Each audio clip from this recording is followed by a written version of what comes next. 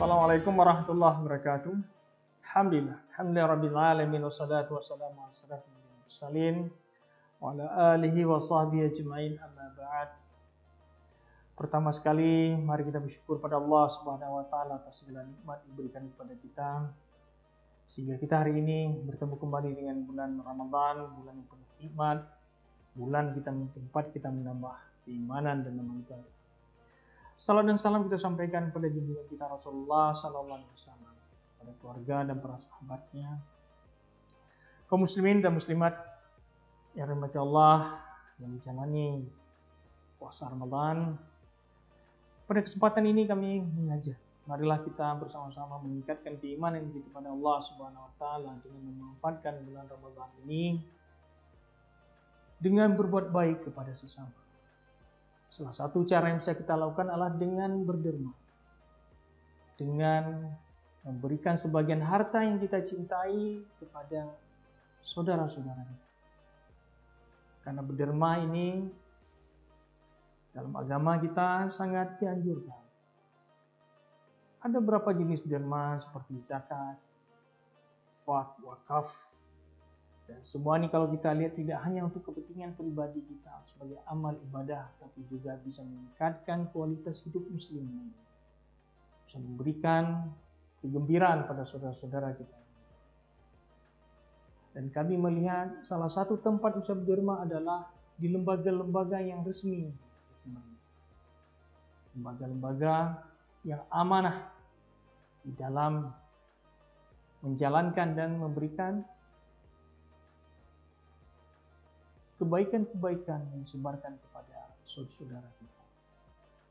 Semangat berderma ini tentunya disambut baik, kita menyambut baik.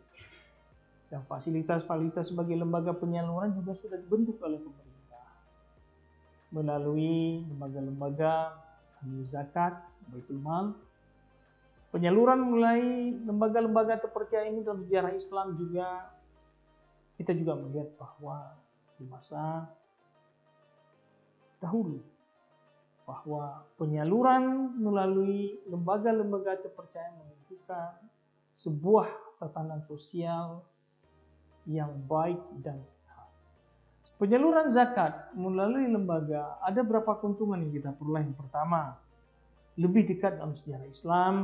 Yang kedua, praktis dan memudahkan. Ketiga, syiar Islam bisa terlihat, dan yang keempat, dana terhimpun dan bisa dialokasikan secara profesional.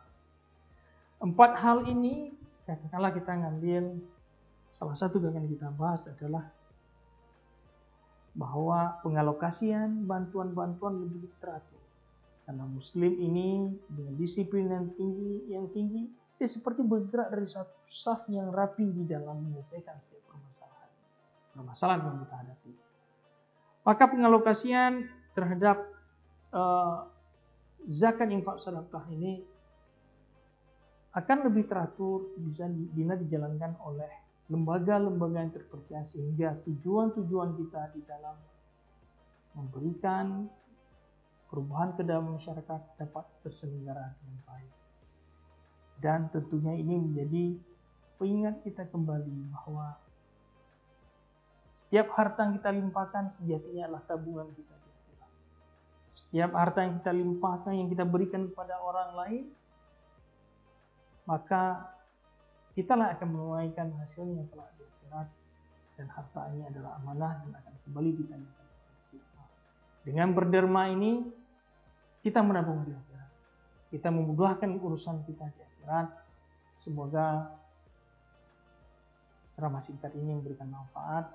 Dan kami selalu mengajak, mari kita gunakan kesempatan di bulan Ramadan ini untuk menjadi muslim yang baik dan juga kita membuat perubahan di dalam masyarakat.